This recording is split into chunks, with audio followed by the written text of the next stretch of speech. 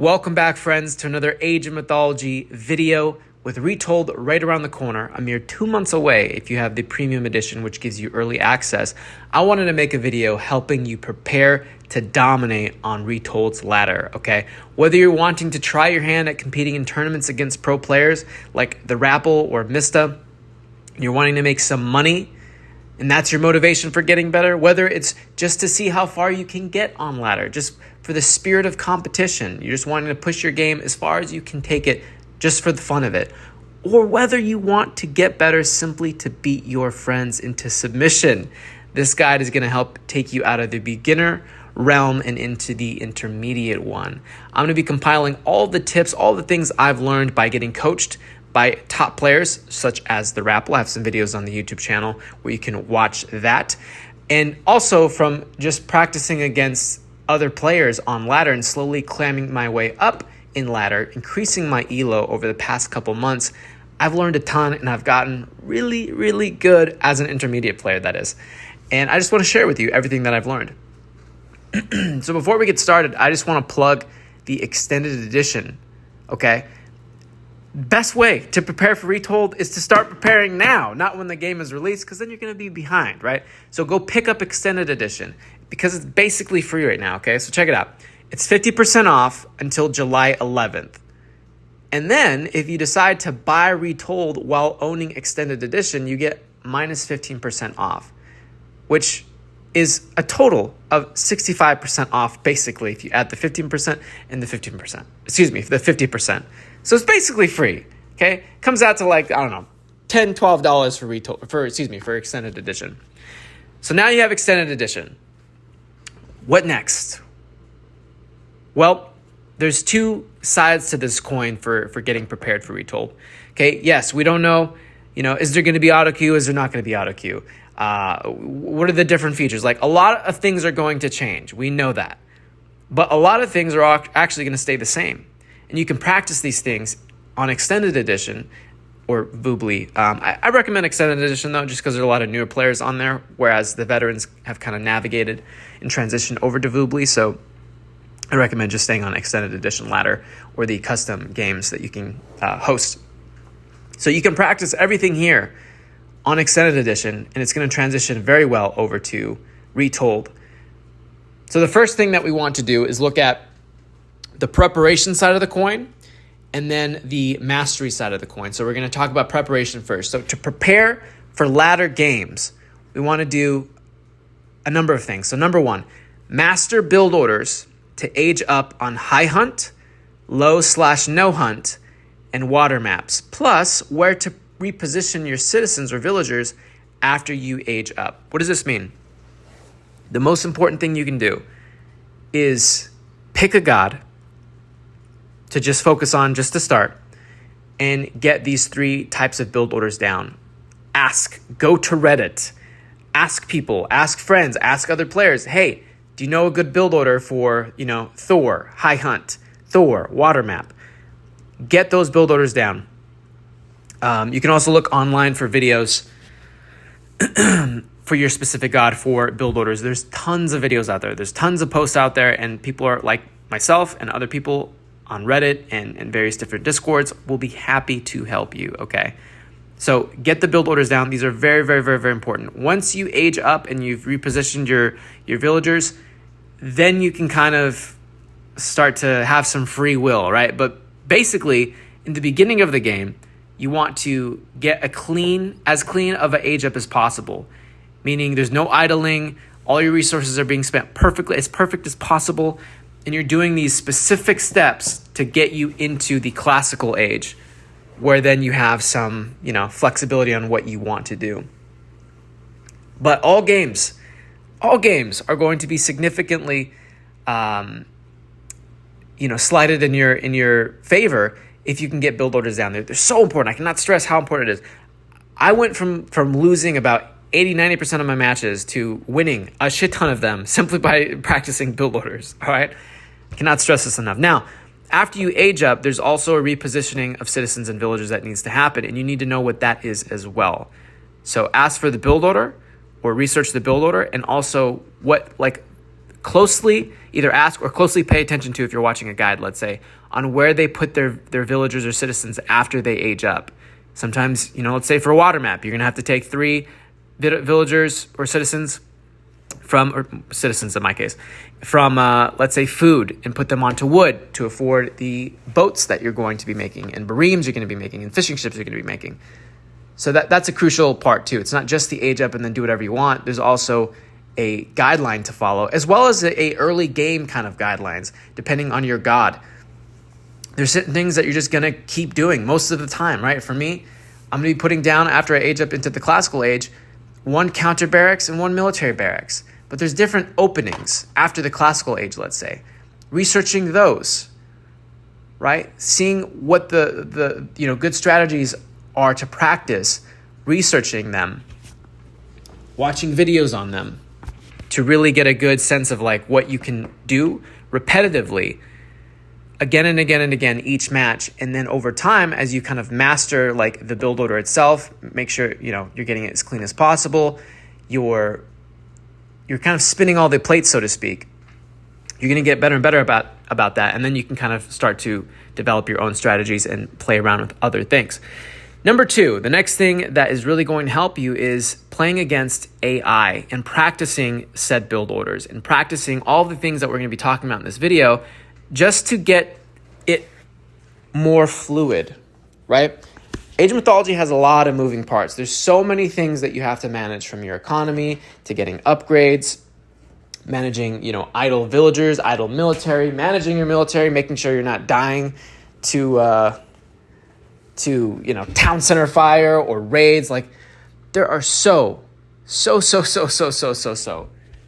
I mean, like, I can't even stress this enough. So many moving parts when it comes to Age of Mythology. I was shocked once I started playing this seriously, taking this game seriously, at just how much you have to manage and focus on. And that's, in my opinion, one of the most thrilling and engaging and enjoyable parts about Age of Mythology.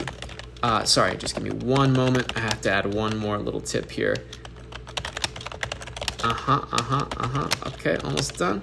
Perfect.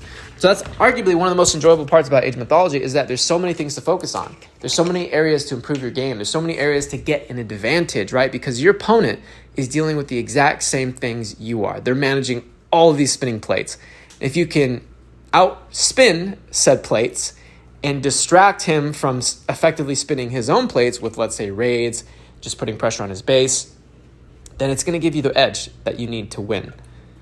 Okay? And in the spirit of that, playing against AI allows you to refine the build orders, refine the play style, just get the basic things down that you need to, such as build orders that are just very like copy paste, right? You do the same thing every time, but it's like getting it to the point where you don't have to look at, let's say, a graphic, and you can get build order graphics, which are basically little digital creations I've made, little pieces of art that have step-by-step every piece of the build order you need for that specific god, for that specific map, right? Whether it's a water map or high hunt, low hunt, no hunt. And my Patreon link is in the description.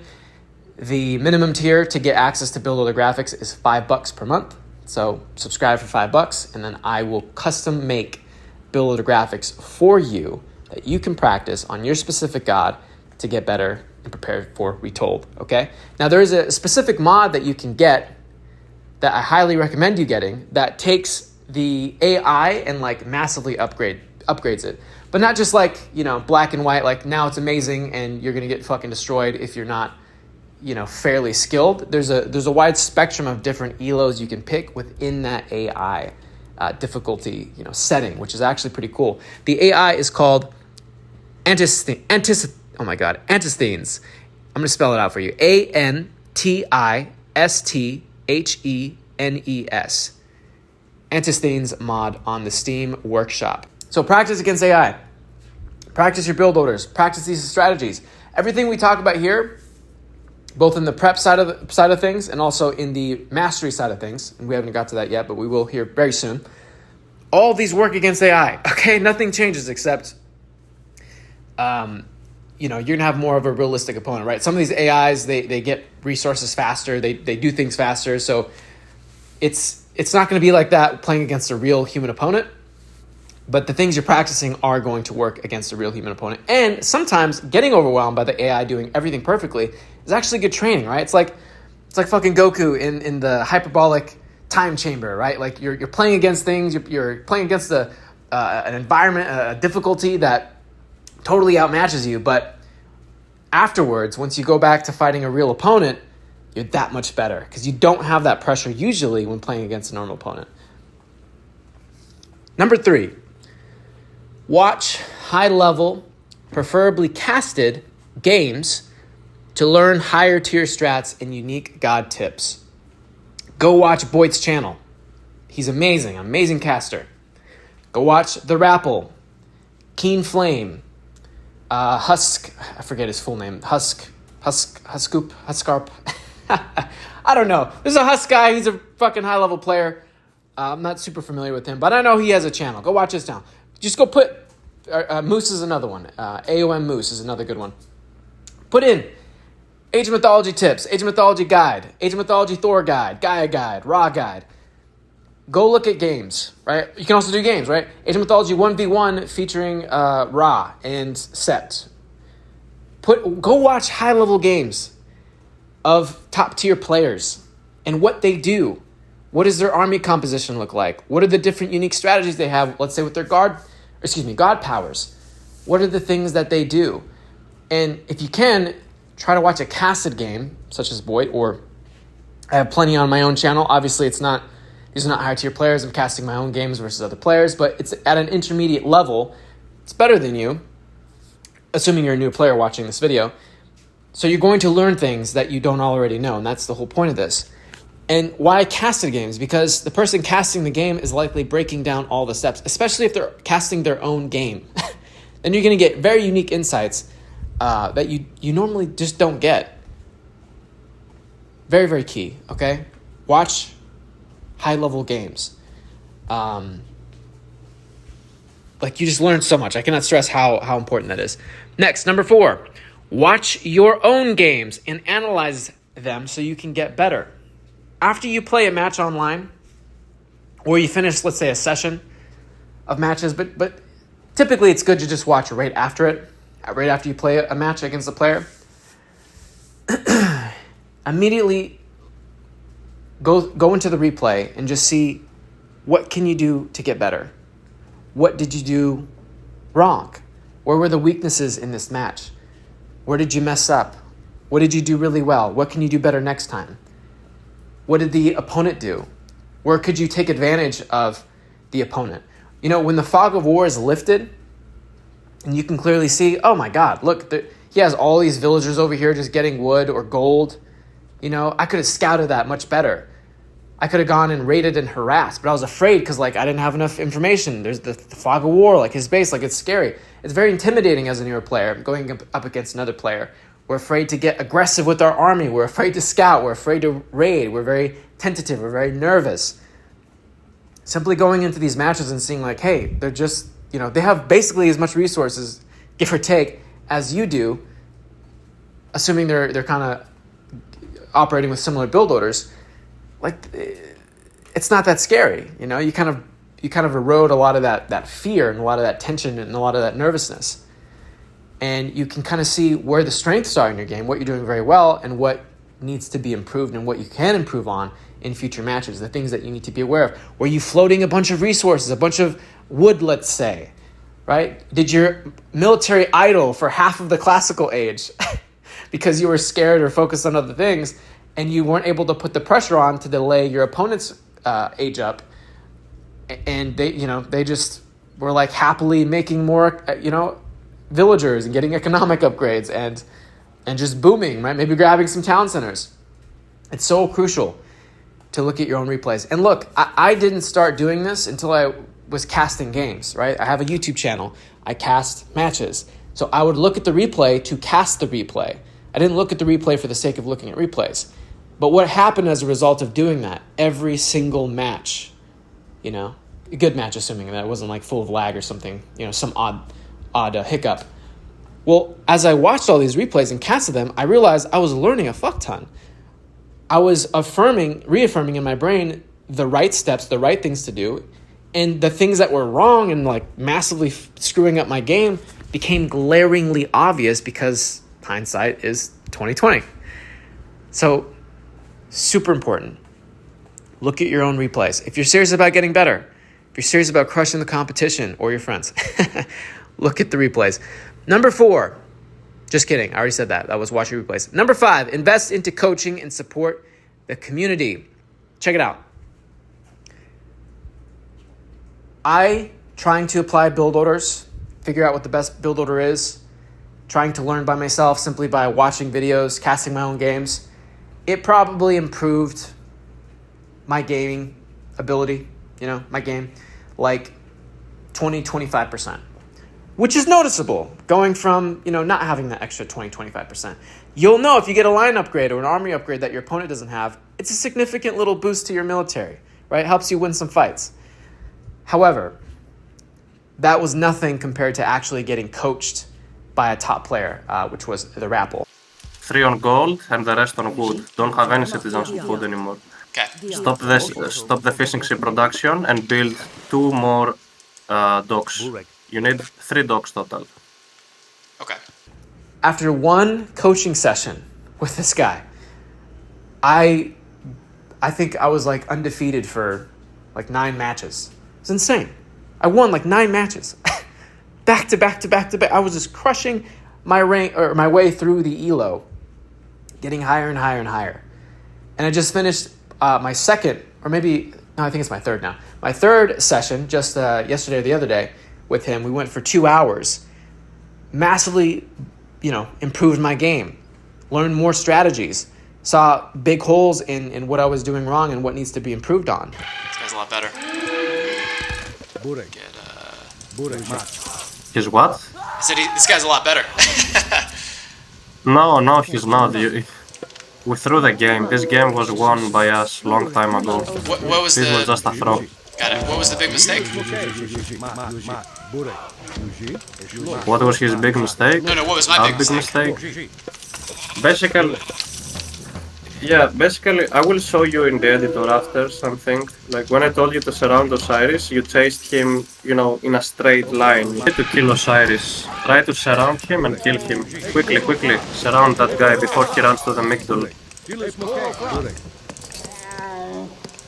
No! As well as I started branching off into another god within the subset of that civilization, that being of Atlantean.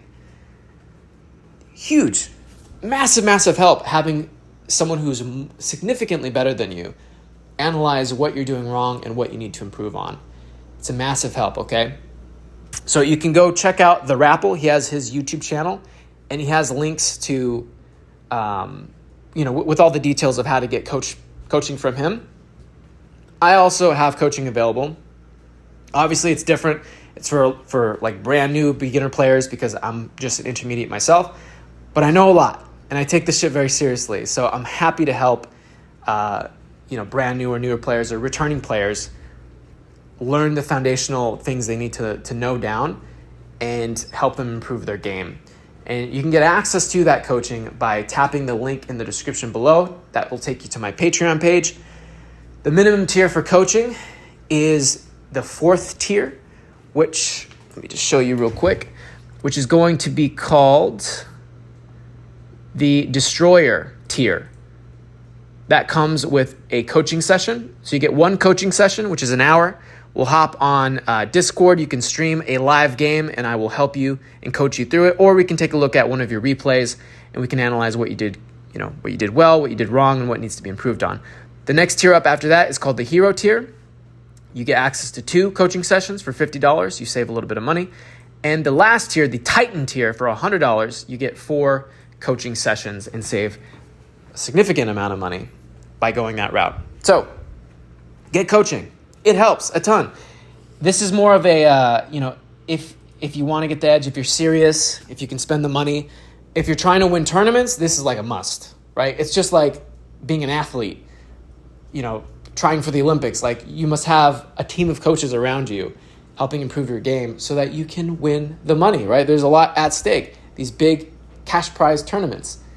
So absolute must if you're trying to win tournaments. More of like a supplemental thing that's really, really going to help if you can afford to swing the money. Most coaching rates are similar in the $20, $30 range, sometimes $15, sometimes even $10. But likely that's all going to increase because Retold is approaching, and that's going to inject a significant number of new players into the community and a lot of attention. So a lot of these rates are going up and already have gone up. So take advantage. Next. So we covered the preparation side of the coin. These are like the beginning steps that you need to do and to incorporate into how you approach Age of Mythology as a game. This next side of the coin, which I call mastery, is now accelerating your ability, your game. So the first thing that you want to focus on. Now we kind of get into the actual like what to do in a match. And some of these I'm going to be drawing from Boyd's Fundamentals Guide. Fantastic guide. Definitely go watch that. It's amazing. There's a couple things I'm taking from his series there that are very, very core that I've also noticed for myself. And then we're also stacking a ton on top of that. So the first thing is what order of upgrades to get. This is very important. So the first thing that you want to get is economic upgrades, because this is going to allow you to build more leverage, right? If you get line upgrades first or armory upgrades first, your economy is going to be slowed and you're going to be playing catch up.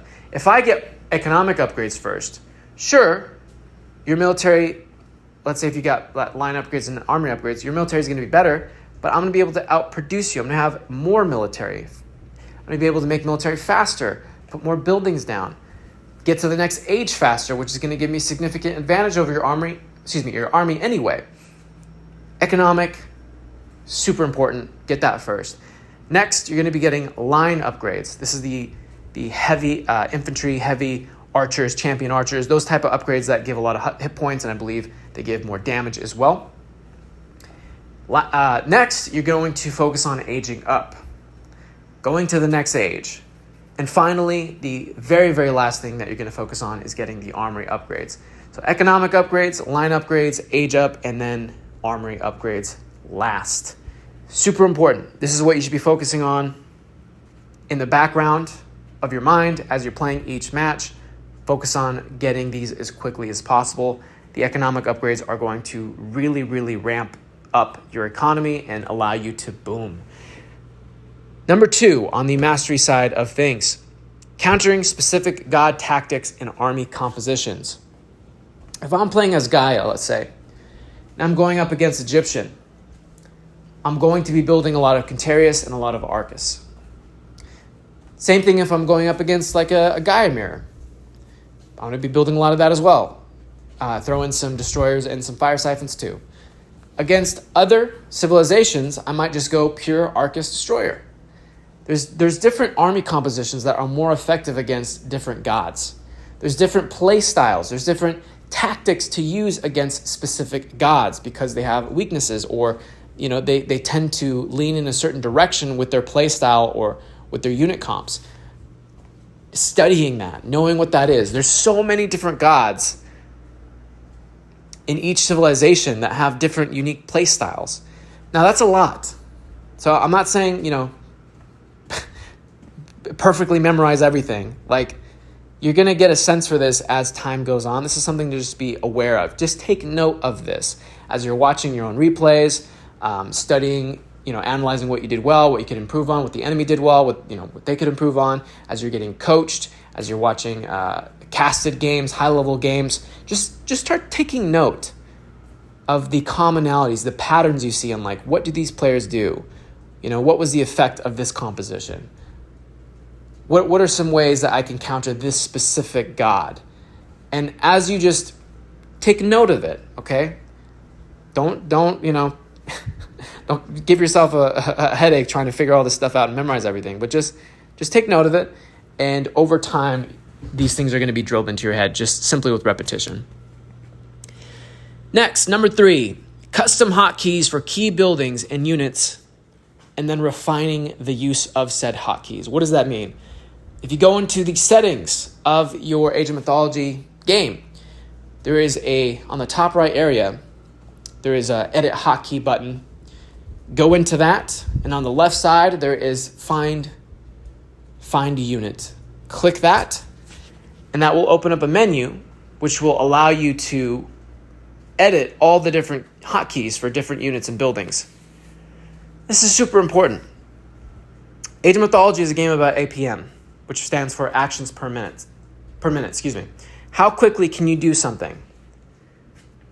It's all about saving time because there's so many things you're managing, right? Your economy, raiding, defending raids, expanding, scouting, fighting, not letting things idle.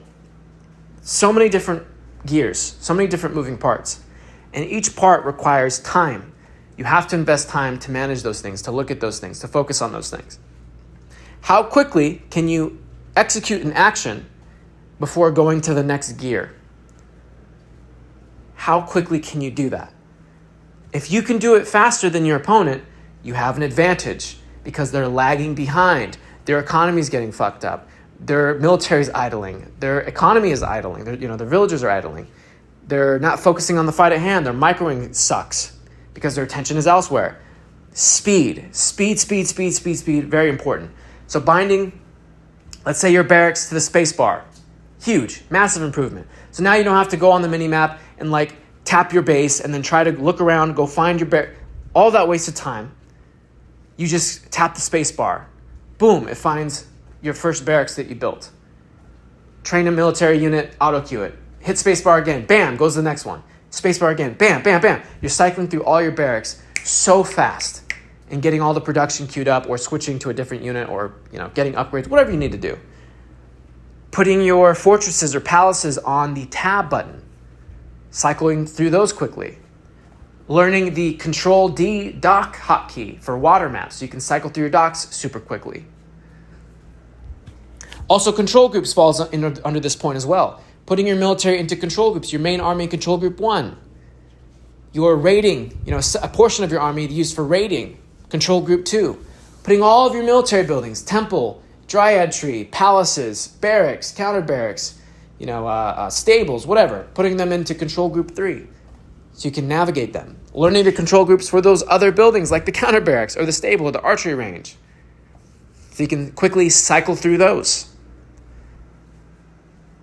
Hotkeys for armory and the economic buildings. So you can just, let's say, tap mouse 5 or a specific key if that works better for you to jump straight to your economic guild or your granary or your storehouse and start researching economic upgrades without having to, drag across the mini-map trying to find one real quick. That's all burning time. And if you can save that time by hotkeying, binding, think of binding a key, a unit or a building to a key as saving time. That's all that is. By binding this and practicing the bind until the bind is memorized, I will save myself time and I can use that time to get an advantage on my opponent and win. So I'm going to give you just the main ones I have bound that are very, very helpful. Barracks bind, palace fortress bind, economic building bind. So for me, it's just my economic guild that has everything that I need in one place. You can do your granary, perhaps a storehouse, but typically there's always a granary built next to or there's always a storehouse somewhere near a granary. So, you might not have to bind a storehouse. It's probably all near each other anyway. But binding one of those economic buildings, perhaps both if you can swing it. Having your armory bound, so you can quickly jump to your economic upgrades. Having your town centers bound, I like to put those on caps lock, so you can quickly cycle through all your town centers. And having your market bound, so you can quickly jump to starting your trade caravan or selling some resources, taking advantage of the global market. Okay? Hotkeys, control groups, super, super underrated, okay? Very, very important. Next up, number 4, purging, idling, and stockpiling. One of the worst things that you just have to constantly be aware of and constantly be managing is idling and stockpiling. Idling is when you have a military unit or, and this is even worse, a economic unit, civilian unit like a citizen or a villager, laborer, doing nothing, just standing there, doing nothing. This is fucking terrible. It is a sin of playing Age of Mythology. You want to purge this from your game as much as possible and constantly be monitoring if there's any idling going on. Because if the military unit is not putting into action, you're just wasting resources, basically. Put them in a control group. You should. This is another hotkey that you should have as well. I have it for Control Z, I believe, and Control X. So Z is military. That's more important, just because there's a banner that pops up on the top middle right of the screen that shows a couple people standing together. That's the idle villager or citizen banner. So when that pops up, that'll typically let you know when there's idle citizens. Much harder to spot is the idle military. So I actually put military first on my hotkey to quickly cycle through, and then control, the next control, which is Control X, cycles through my idle villagers. Put them to work. One less villager on something is less resources that you have, which means less of an advantage you have over your opponent, less you have to work with. One less military means you're putting less pressure on your fights. You might lose a fight because you have just, a handful of military units, or maybe a significant amount of military units that you have maybe set to a rally point that goes nowhere helpful anyway. So fix your rally points while we're here talking about this. Make sure you're rallying to important key portions of the map, whether it's the front line, you're trying to constantly reinforce that, or defend a certain area. Like, use your rally points and monitor when you're idling with military units or economic units.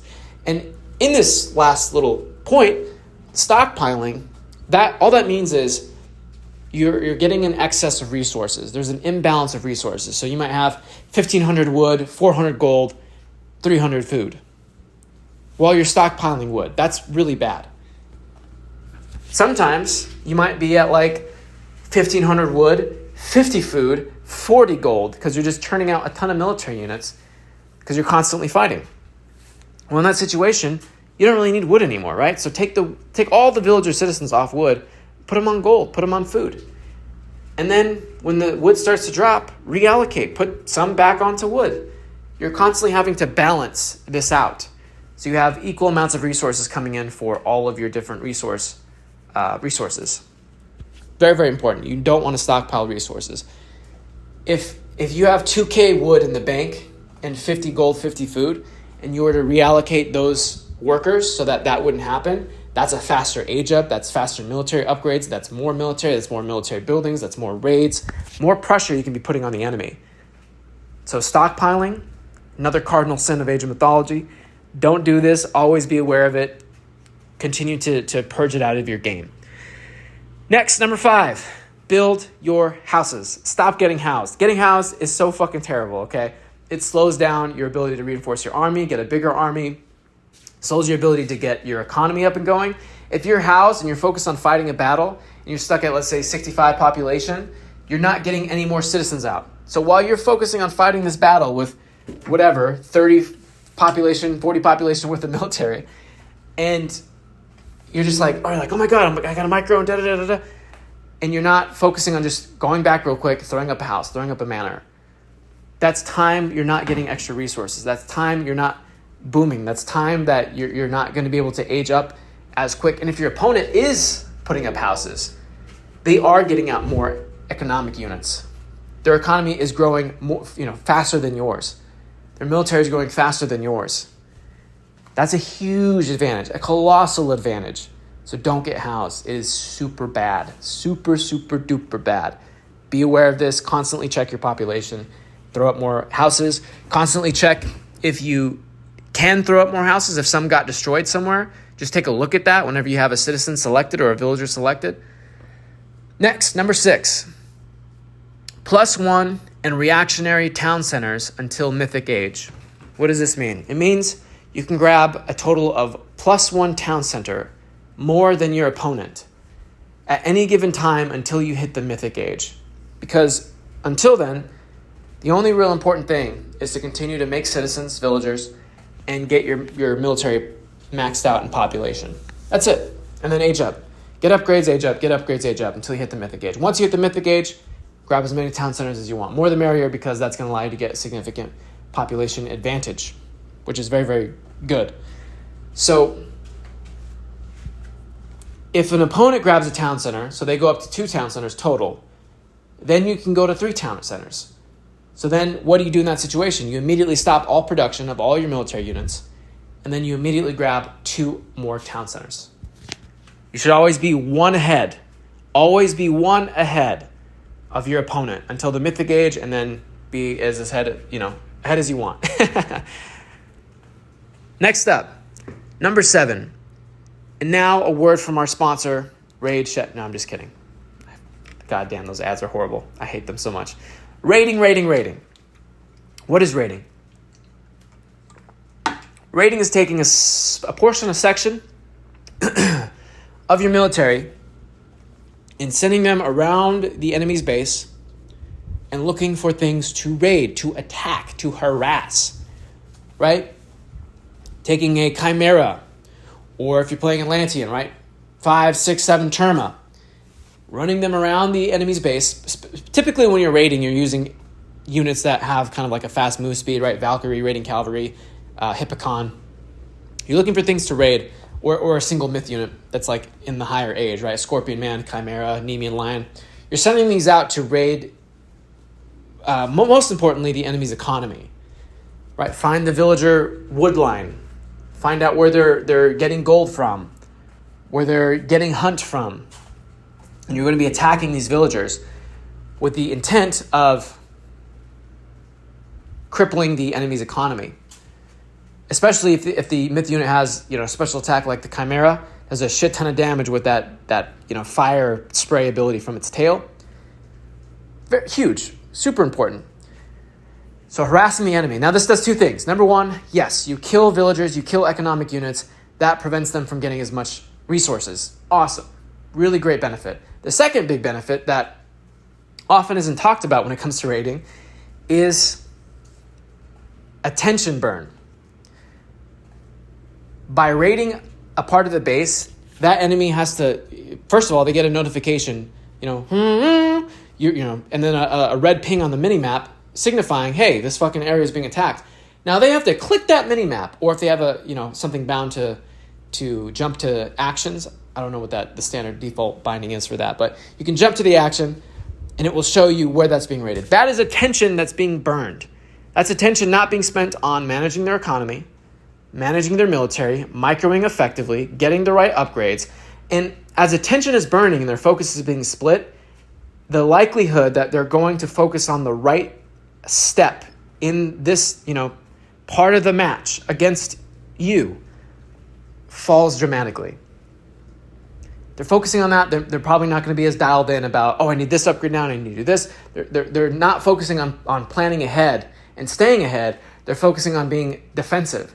And you can really push a player into their head, especially at the beginner, levels, and you can totally overwhelm them by raiding. Especially now, it's kind of getting like a little bit more skilled to do this. But if you can manage 3 total control groups, right? First one for your military, second one for your raiding, and then having a third control group also for raiding. So you are fighting with your main military on one point, and then raiding 2 other points. That's like a more high-level thing to do. It's a lot of APM invested in that. It's a lot to manage. So to start, just do, military in one, main military in one, and then raiding party in the second control group. And just find stuff to attack. Get some information on his base. Where are his gold mines? Where is he gathering from? What is he doing? So it's not only for, I guess this is the third benefit now. It's not only to disrupt the economy, to burn his attention and overwhelm him, push him in his head, get him to make more mistakes. But also, number 3, it's to get some information. It's to scout. It's to get a read on like what is he going? What are his plans? Is he building walls? Is he building a palace over here, a fortress over here? Is he expanding here? Is he getting more military buildings over here? You get a lot of information that way. So raiding, very, very important. Next up, number 8, make your army do stuff. This goes into idling. We talked about idling. This is just kind of another little point that I want to emphasize. It's so important to be not afraid to get aggressive, especially as a newer player. Go make your army do stuff. Go attack things. Okay, if you don't have a raiding group set up, use your army as the raiding group. Go pressure areas.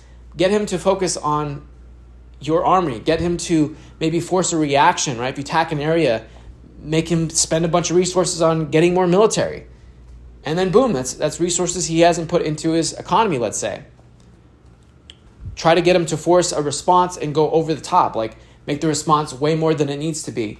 And now he has a bunch of resources sunk in a line of upgrades or an army composition that he could have used more effectively in other areas to get a better advantage. Next, number 9, micro them to death. Every unit has a counterable unit. Every unit counters something and can be countered. And it's important to know what units counter what. So get really, really good at knowing what each of your units can counter. For me, for example, playing Atlantean, Terma. This is very confusing in the beginning because they're on a horse. They're not actually a cavalry unit. They count as an archer unit. And more specifically, a counter-archer. So they're an archer that counters archers, similarly to the Egyptian slingers. Slingers are an archer unit that counter archers. So knowing what your units counter and knowing what enemy units counter. So first, learn just what your units counter and try to micro them in battle. So I'll put my Terma onto enemy archers. So throwing axemen, slingers, Arcus. I mean, you're not using Terma against Arcus at that point anyway, most likely. And if you are, that's really bad. Putting your raiding cavalry, let's say, onto Terma, because raiding cavalry are cavalry, but they counter archers. Putting them onto Arcus, putting them onto slingers. So knowing what your units counter, and then the next step after that is knowing what enemy units counter, because then you can kind of avoid getting countered by their counters while you're countering their counters. So take the extra time. Even if you use one type of unit to micro with, right? So you take your army up against the enemy's army, you're fighting, instead of just like letting it, like an auto battler, like we'll see what happens. It can be overwhelming fighting all these different units clashing against each other. I recognize that. So one thing you can do is just pick one unit to micro with, right? And typically archers are a good one because they're easy to select and they're high DPS. So you can just pick your archers to micro with and just have them, right click shift onto all the different units that the enemy has that can be countered by your archers, let's say.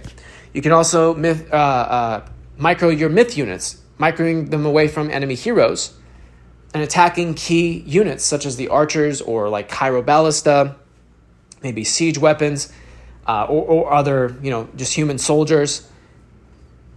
Focus on microing during a battle, because if you can micro your units onto the enemy's units and counter their counters effectively, you can melt their army so fast.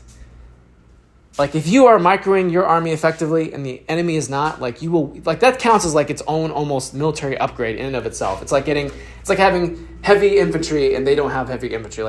Maybe even more. I lost a big battle simply, that I recall recently, simply because I didn't micro my Terma onto the enemy's throwing axemen, and the throwing axemen just destroyed all my Murmillo, and combined with their Hersir, just the Hersir and their throwing axemen, they killed all my Murmillo, they killed all my automatons, and then all that was left was the Terma, and the Terma were attacking the Hersir, which are basically really good at just tanking that damage, and then they all turned around and killed all my Terma. If I would have just microed the Terma onto the throwing axemen, they would have shredded through them so fast. And then all that would be left is to mop up the Hersir and just the Hersir with my automatons and the Murmillo. And my automatons were also fighting the Hersir because I wasn't microing them. If I would have put the automatons on the throwing axemen with my Terma, it would have killed them that much faster, while my Murmillo just destroyed the Hersir. Right? So microing is very, very, very, very, very, very important. Whenever you take a battle, focus on microing, especially when it's like a full-on battle where it's like army versus army, they're clashing, you're staying there, you're not just coming in, battling for a second and then peeling off. When it's like a kind of like a even fight almost, where both players are now like, okay, we kind of have evenly matched armies, let's see what happens. And you're in that extended fight, perfect time to micro. If it's just kind of more of a hit and run, you don't really need to micro that much. Next, number 10, don't take bad fights. If your opponent has more stuff, or you're just unsure, you're like, I don't know if I win this. I don't know. I'm rolling the dice here. Don't do that. Don't do that. Just take your military, go fight somewhere else. Go hit something else. Split it into 2 control groups. Now you have 2 raiding parties. Do some hit and run plays. Play defensively if you're in a bad spot. Or just get more military, get more upgrades, get some more myth units. You roll up on an army, it looks bigger, or it has a composition you're unfamiliar with. Pull out and look at what that composition is. Click on the units. What are they? What do they counter? What counters them? Right? Is there a bunch of soldiers? Okay, get some myth units. Myth units counter human soldiers very, very well. Does it look like they have a lot of units that are susceptible to archers? Go make them more archers. And then come back. Fix your composition. Get more. Get better upgrades. So fix the composition, get more military, upgrade your military, and then try to take the fight again. You should never be unsure of a fight. You should strategically be taking fights and knowing you can handle the fights. Next, number 11, don't buy stupid upgrades. I'm going to tell you a little story. I was playing as Atlantean on Midgard. It's a fishing map, I believe, where it's like a big snowy continent, and on the edges of the map all around the snowy continent, it's like a circular continent, there's water. I had just advanced to the heroic age, and immediately, instead of throwing up more palaces, I built a singular palace, but instead of putting up more palaces, instead of getting up economic upgrades or military, you know what I did? Instead of even selling some stockpiled wood I had to immediately go to the mythic age, you know what I did?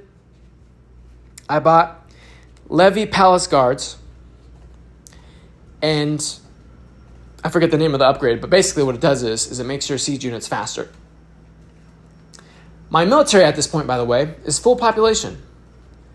So I'm not able to train destroyers, which is the only siege unit I have access to at that time. I can't make any destroyers yet unless I delete some of my army or just sacrifice it, or they just slowly die and I slowly wait to very slowly add in more destroyers as I slowly lose population. So I can't really make destroyers. I don't have any siege weaponry. I don't think that upgrade to make siege units faster applies to destroyers. I think they're talking about fire siphons in that instance, and what is it, Oringers, or I don't know. It's the fucking catapult for Atlanteans, however you pronounce that. So Levy Palace Guards, right? These are both upgrades, by the way. Significant amount of resources. I think Levy Palace Guards is like 600 food and maybe 300-400 gold. I think the food is right. I don't know about the gold, but it's a significant amount of resources. There's so much resources. What does that do? Well, it makes you train palace units faster. Well, that's great, except that I'm at full pop. I only have one fucking palace, and it's not really a priority right now, right? So the moral of the story is I bought 2 upgrades immediately after advancing that were pretty much useless to me. Would they be great in the mythic age? Sure, but that's kind of a ways away.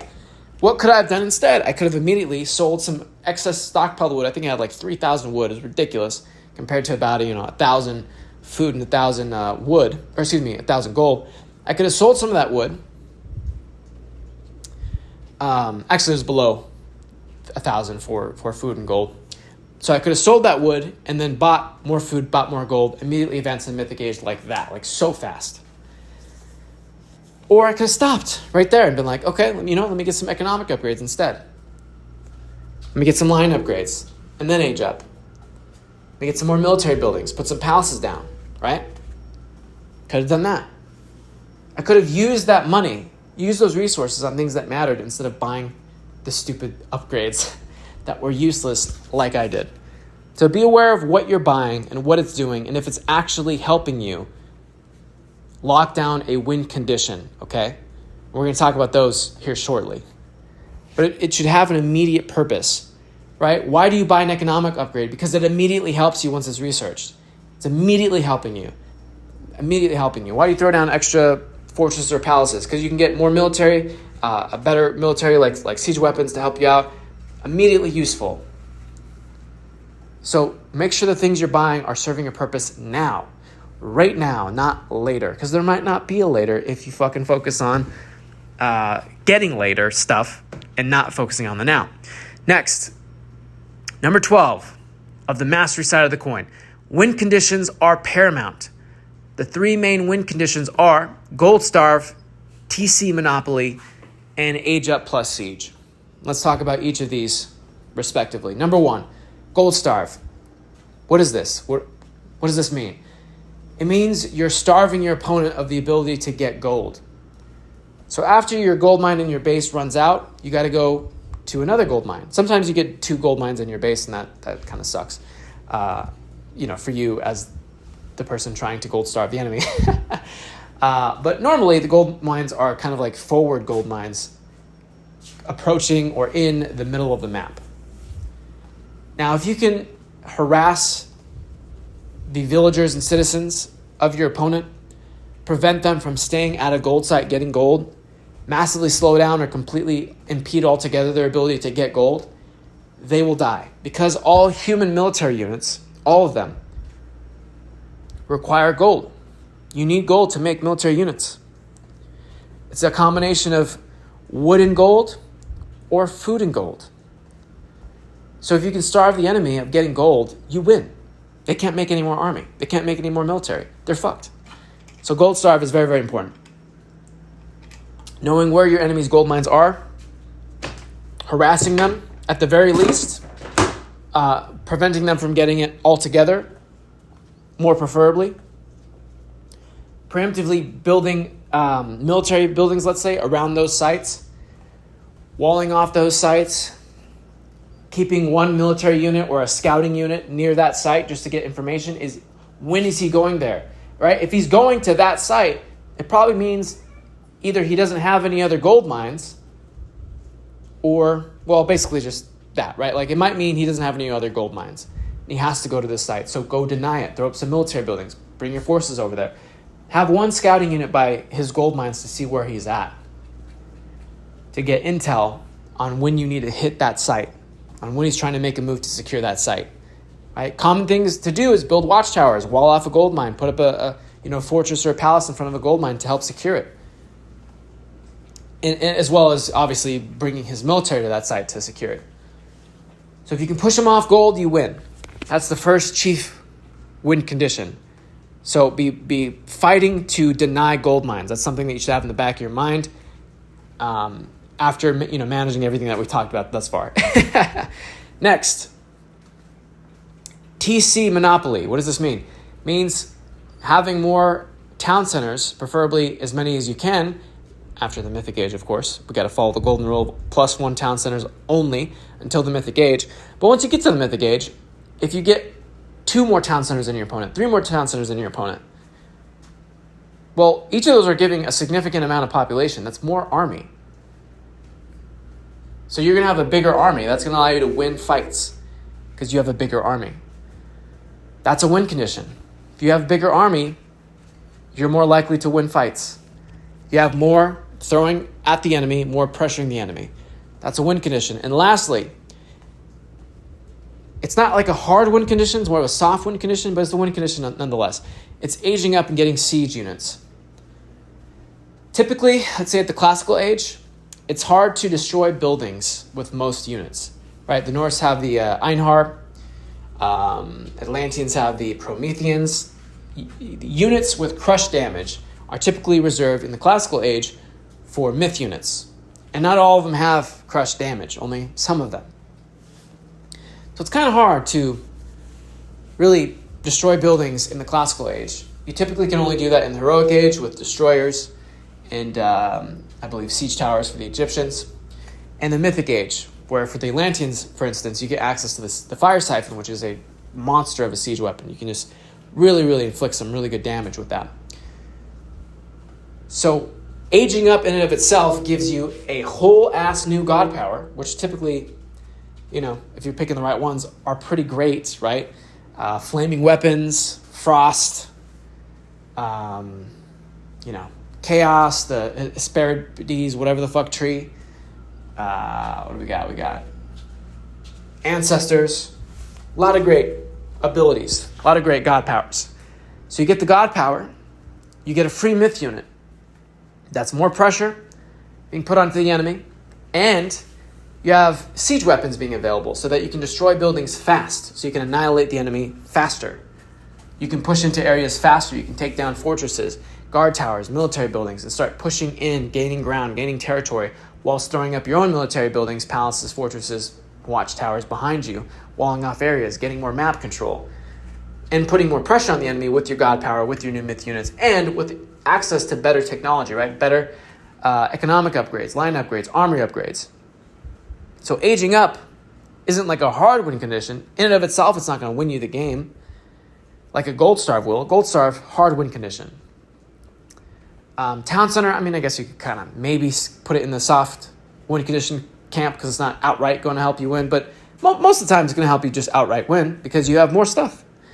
So I put it with the hard win condition. But this age up one is more of a soft win condition, but it is going to help a ton. So do it when you can. Try to get ahead of your opponent in that area when you can. Next, number 13, don't eat moldy cheese. What does that mean? It means don't focus on rushing and cheese strategies. Focus on getting the foundations down, getting the core stuff down, all the stuff I've been talking about thus far. Practice these things, refine these things, get better at these things. And then once you have that down and you're able to play the game from the early to the mid to the late, and you have that down and you're getting better and you're aware of, your weaknesses, you're aware of your strengths, and you're showing up your weaknesses while doubling down on your strengths, then you can kind of fuck around and practice, trying out some rushing strategies. But if you practice just rushing in the beginning, just cheese strategies, that's all you're going to be, right? That's all you're going to be. It's just a cheeser. It's just a rusher. You're not going to know how to function past that if it gets, denied. Whereas if you start in the reverse and you practice to play from the classical to the mid to the late, you'll be okay. You can easily defend. And then once you have that down, then you can practice kind of the rushing and the cheesing and supplement that into your play style, into your strategy to, maybe get a quick win, put some early pressure on the opponent. But it's not going to outright cripple you if it goes badly. You're not going to have to immediately, resign and perhaps be frustrated because you didn't get the desired outcome. You're going to be able to transition seamlessly into the next stage of the game and just kind of respond to the fact that the rush didn't go well. Lastly, the final point, number 14, don't let your army wander into TC fire. Again, we've talked about how Age of Mythology is a very high APM, high attention heavy game. You're going to have to manage all these different things, jump around constantly, be balancing everything. And one of the things that you're going to have to monitor and invest some attention is making sure that your army isn't wandering into guard tower fire and town center fire. This is a very beginner mistake that you will make, is you'll have your army attacking an area, and if the enemy pulls some units back, your military will chase those units and chase them all the way into the fucking town center and be ripped to pieces by their town center fire. This is especially devastating with Egyptians because they can empower the building to attack faster, which will kill your units that much more quickly. You'll wander into guard tower and fortress fire just because you're not paying attention to it. So something to be mindful of is jumping to managing your army. It's very, very important. Maybe 60, 70% of your attention should be on your army. Making sure that you're microing properly, making sure that you're not taking bad fights, and making sure that you're not just losing military units to static defenses like town centers and watchtowers and palaces and fortresses. And that's the final point. That's something that I notice very, very often that happened to me. People that I've coached, I've done that, a few times now, helped some people watch their stream and given them feedback. It's something that is a reoccurring pattern, is just losing military to wandering into the fucking the opponent's base. So don't make that grave mistake. And that's it. This is everything that you need to improve, to get ready for, and to prepare for Retold's ladder to crush the competition, to quickly transition from beginner to intermediate. I'm so excited for Retold's release. I cannot wait to play with you guys online, get some nice 1v1 matches going on, as well as checking out the new revamped, improved graphical campaign. It's really exciting. These 2 months are going to be the hardest months ever, waiting for the game to finally come out. Just counting down the days. It's brutal, man. I'm just trying to take my mind off of it. It's awful. It's awful. Thank you guys so much for watching this video. Hope it was helpful. Hope it was entertaining. Hope you learned a lot. And comment below. Comment below, one of the tips that really stuck out to you. Comment below something, if one of these you notice in your own game that is a weakness, or something that you keep doing wrong, or something that you realize was a big help once you got it down, once you fixed it. Maybe it was the idling, maybe it was stockpiling resources. Comment something that resonated with you from this video, something that stuck out, something that you're excited to, let's say, try out. Comment below. I'm going to read all the comments, respond to all the comments, and I appreciate you. Appreciate you for watching this video. I love you. Before we close out, I just want to give an enormous shout out to all of my patrons. Thank you guys for supporting me. Thank you for supporting, the making of these videos, being a part of the community. You're amazing. And a quick last little plug here is the link to the Discord is also in the description for this video. So if you want to come join my Discord, hang out, talk about Retold, maybe play some matches together to get ready, that is available for you as well.